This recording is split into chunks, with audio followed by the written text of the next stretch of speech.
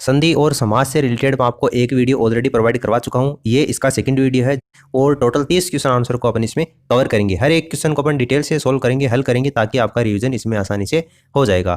तो देखिए सेशन शुरू करते हैं।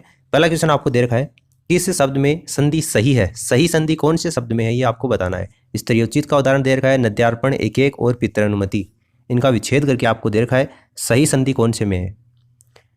तो अगर आप चाहते हैं तो वीडियो को पॉज करके खुद से इसको सोल्व कर सकते हैं। इसका राइट आंसर मैं आपको बता देता हूं, पितृधन अनुमति, पितृनुमति, ये इसके अंतर्गत बिल्कुल करेक्ट है। इसलिए ऑप्शन डी क्या होगा इसका करेक्ट आंसर होगा। किस शब्द का संधि सही नहीं है? कौन से शब्द में संधि सही नहीं है वो आपको बताना है, यानी कि गलत कौन से में है। सत्य, धन, धर्म, सद्धर्म, सन्नारी, महोदय और वर्षर्तु। तो देखिए इसका करेक्ट आंसर कौन सा होगा? सत्य, धन, नारी। यहाँ पर आपको सदनारी दे रखा है, ये सदनारी नहीं होगा, सन्नारी होगा। इसलिए गलत आपको पूछा था इसके अंतर्गत, इसलिए ऑप्शन सेकंड इसका राइट आंसर हो जाएगा। गलत विकल्प का चयन कीजिए। अभिप्सा, गुणाकेश, पर्यवेक्षक और अन्वेक्षक। गलत विकल्प का आपको चयन करना है, यानी कि एक गलत है, बाकी के तीन सही है। तो गलत विकल्प कौन सा है? अभिप्सा है। देखो अभिधन इप्सा है, या इसमें जो इप्सा है इसमें ई की मात्रा है वो छोटी नहीं आएगी, बड़ी ई आएगी। अभिधन इप्सा ये अभिप्सा होगा। इसके अलावा गुड़ाका धन ईस, ये गुड़ाकेश हो जाएगा, गुण संधि है इसमें। परिधन अवेक्षक, देखिए परिधन अवेक्षक तो इसका होगा ही। इसके अलावा परिधन अवधन इक्षक, इसको अगर आप फुल इसका सही तरीके से विच्छेद करेंगे तो इतना बड़ा होगा, परिधन अवधन इक्षक बराबर पर्यवेक्षक। इसके अलावा अनुधन एषक, ऐसा का मतलब होता है ढूंढना, और ये अन्वेक्षक शब्द बन जाएगा। तो ये अभिप्सा इसमें गलत होगा, ये ई की मात्रा इसमें बड़ी आएगी, और ऑप्शन फर्स्ट इसका करेक्ट आंसर हो जाएगा। सही संधि किस विकल्प में है उसका चयन कीजिए। कौन से विकल्प में सही संधि है वो आपको बतानी है। वासुधन देव, वासुदेव, उत्कृष्ट, संगठन और अधिष्ठान। देखिए ये जो आपको शब्द दे रखे हैं इसके अंतर्गत समधन, गठन, संगठन, ये बिल्कुल आपको सही दे रखा है। इसके अलावा जो वसुदेव होगा इसका संधि विच्छेद होगा वसुदेव, वसुदेव धन है। ये जब ए इसमें जुड़ेगा तो ये पहला वाला जो वर्ण है ये इसमें दीर्घ हो जाएगा और ये वासुदेव बन जाएगा। नेक्स्ट बात करें उत्कृष्ट, तो देखिए उत्कृष्ट इसमें होगा उद्धधन कृष्ट, और अधिधन स्थान, अधिधन स्थान होगा अधिष्ठान, इसमें व्यंजन संधि होगी। आपको ये विसर्ग दे रखा है, विसर्ग संधि इसमें नहीं होगी। तो इसका जो राइट आंसर होगा वो समधन गठन होगा, संगठन ये बिल्कुल करेक्ट इसमें दे रखा है। किस शब्द की संधि सही नहीं है? कौन से शब्द की संधि सही नहीं है, यानी गलत कौन से में वो आपको बतानी है। संशोधन का दे रखा है, उल्लेख है, दुष्परिणाम है और प्रतिच्छाया। कौन से में गलत है?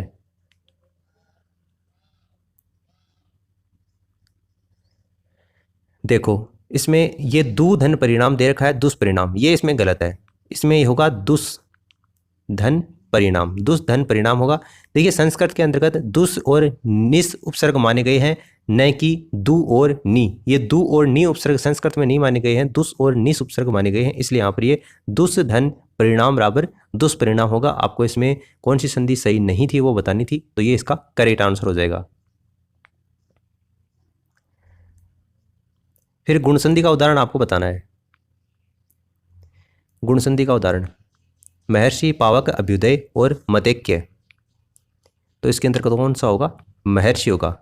महाधन ऋषि, महर्षि अर बन जाता है इसके अंतर्गत, तो ये ऑप्शन फर्स्ट इसका करेक्ट आंसर हो जाएगा। अगला शब्द आपको दे रखा है, किस शब्द में गुण संधि है? गुण संधि कौन से में है? सिंदूरमी है, भारतेंदु है, नारीश्वर है और लोस्वरीय है। तो इसके अंतर्गत गुण संधि कौन से में होगी? भारतेंदु में होगी, ऑप्शन सेकंड। किस शब्द में संधि सही नहीं है, यानी गलत संधि का प्रयोग कौन से शब्द में हुआ है वो आपको बताना है। सच्चिदानंद है, शरतकाल है, संचालन है और अंतःस्राव है। चार ऑप्शन दे रखे हैं, गलत कौन सा है इसमें से ये आपको बताना है। देखिए सच्चिदानंद है वो बिल्कुल आपको सही दे रखा है, सच्चिद धन आनंद। शरत धन काल, शरतकाल आपको दे रखा है, ये भी आपको बिल्कुल सही दे रखा है। समधन चालन, समधन चालन, ये संचालन बिल्कुल इसी तरीके से अगर शुद्ध लिखा जाता है, इसको अपन इस तरीके से लिखते हैं संचालन, तो ये भी सही है। लेकिन अगर बिल्कुल अगर हिंदी में एक्चुअल सही पूछा जाए तो संचालन इसी तरीके से लिखा जाता है, क्योंकि ये जो ये है वो इस मैं किस में परिवर्तित होगा, ये आगे वाले आने वाले वर्ण के आधार पर डिसाइड होता है। ये हमेशा मैं या न में चेंज नहीं होता। यहाँ पर च है तो ये च का 5वां वर्ण कौन सा हो जाएगा, उसी में चेंज होता है। तो यहाँ पर ये है 5वां वर्ण होता है, इसलिए ये संचालन इस तरीके से ही लिखा जाता है। बिल्कुल ये सही है। गलत कौन सा था वो आपको पूछा था, तो अंतःधन स्राव, अंतः स्राव ये इसके अंतर्गत गलत है। कैसे गलत है, ये अंतर्धन स्राव होगा। अंतःधन स्राव, अंतः स्राव व्यंजन संधि होगी। जिस तरीके से अंतर्धन कथा अंतः कथा होता है, उसी तरीके से ये अंतर्धन स्राव होगा, अंतः स्राव। तो ये इसमें ऑप्शन 4 इसका करेक्ट आंसर होगा। विसर्ग संधि का उदाहरण नहीं है, यानी एक को छोड़कर बाकी सभी विसर्ग संधि के उदाहरण है। कौन सा विसर्ग संधि का उदाहरण नहीं है? देखिए परिधनकार, परिधनकार ये जो है वो विसर्ग संधि का उदाहरण नहीं है। इसके अंतर्गत ई जो स्वर है उसके कारण मूर्धन्य स ये हो जाता है, मूर्धन्य स, सेकंड वाला जो स है ना वो आएगा। इसमें विसर्ग का प्रयोग नहीं होता। इसके अलावा मनय धन विज्ञान, ये मनय होगा, यहाँ पर ये थोड़ी सी मिसप्रिंट हो गई, कोई दिक्कत नहीं। मनय धन विज्ञान मनोविज्ञान होगा। बाकी के आपको जो तीनों देखें वो सही हैं। इसमें ऑप्शन सी है वो गलत है, क्योंकि यहाँ पर विसर्ग संधि इसमें नहीं होगी। प्रागवेदिक शब्द बना है, प्रागवेदिक शब्द बना है, किससे बना है, संधि विच्छेद आपको बताना है। देखिए यहाँ पर ये ग है वो आधा है, इसका मतलब पहले वाले शब्द में जो लास्ट का वर्ण आएगा वो भी कैसा आएगा, आधा आएगा। और कैसे ग बना है, इसका मतलब इधर तो आ जाएगा प्राक और इधर आ जाएगा वेदिक, प्राक धन वेदिक। तो ऑप्शन कौन सा हो जाएगा, डी हो जाएगा। पतिव्रता शब्द में कौन सा समास है, पतिव्रता शब्द में कौन सा समास है? देखो पतिव्रता जो शब्द है उसके अंतर्गत कौन सा समास होगा, बहुव्रीहि समास होगा। कारण इसके पीछे ये है कि एक पति का व्रत लेने वाली, एक पति का व्रत लेने वाली कौन होती है, पतिव्रता होती है। और बहुव्रीहि समास इसमें होगा, व्यक्ति विशेष की ओर ये इंगित कर रहा है। निम्न में से दीर्घ संधि का उदाहरण नहीं है, कौन सा दीर्घ संधि का उदाहरण नहीं है?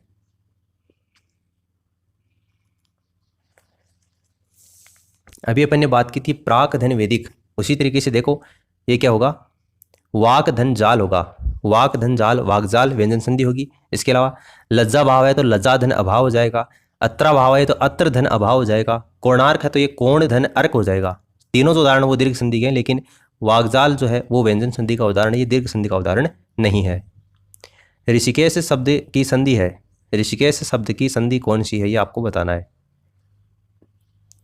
तो ये ऋषिक धन ईस होगा, ऑप्शन 3। श्रमसाध्य शब्द में कौन सा समास है, श्रमसाध्य शब्द में कौन सा समास है? देखिए इसका विग्रह तो होता है श्रम से साध्य, श्रम से साध्य। अब श्रम से साध्य इसका मतलब से और के द्वारा, ये कौन से तत्पुरुष समास के होते हैं, कर्ण तत्पुरुष के होते हैं। तो पहली बात तो इसमें तत्पुरुष होगा, और दूसरी बात इसमें कौन सा होगा, तत्पुरुष का भी कौन सा भेद होगा, कर्ण तत्पुरुष समास होगा। निम्न में से भारत रत्न शब्द में समास है, भारत रत्न शब्द में कौन सा समास है? देखिए इसका विग्रह होगा भारत का रत्न, भारत का रत्न।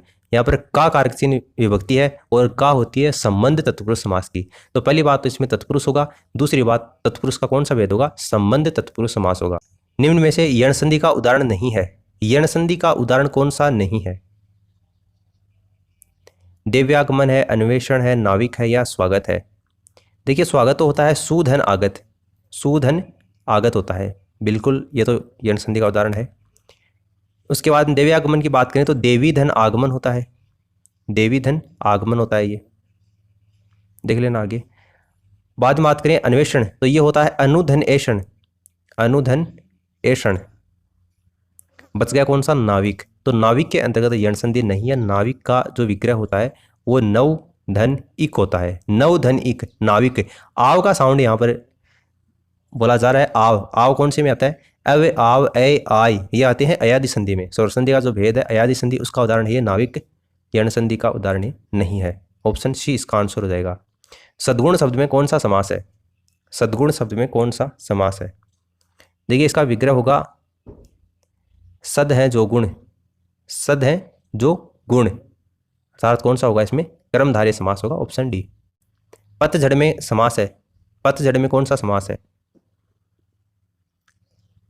पत्तों का झड़ना, यानी कि एक ऋतु जिसमें पत्ते झड़ते हैं, और वो कौन सी ऋतु होती है, बसंत ऋतु होती है। कोई तीसरा अर्थ यहाँ पर निकल रहा है, तो तीसरा अर्थ निकलता है वहां पर कौन सा होता है, बहुव्रीहि समास होता है, ऑप्शन सी।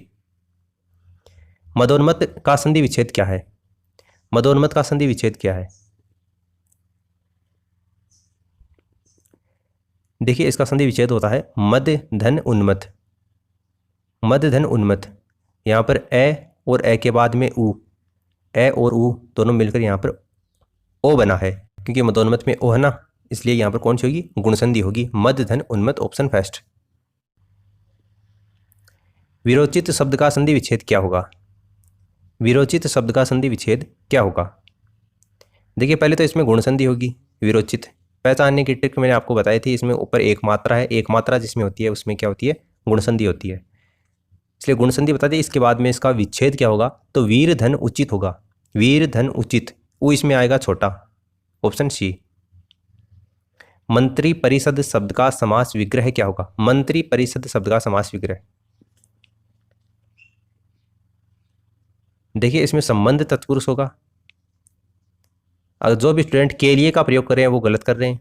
संबंध होगा यानी का के की होगा, इसलिए मंत्रियों की परिषद होगा, मंत्रियों के लिए परिषद नहीं होगा, ऑप्शन सी इसका आंसर। मृत्युंजय पद में कौन सा समास है? मृत्युंजय पद में कौन सा समास है? देखो मृत्युंजय इसका विग्रह करोगे तो मृत्यु को जीतने वाला, और मृत्यु को जीतने वाला कौन? भगवान शिव, यानी कोई तीसरा ही अर्थ यहाँ पर निकल रहा है, और जहाँ पर तीसरा अर्थ निकलता है वहाँ पर कौन सा समास होता है? बहुव्रीहि समास होता है।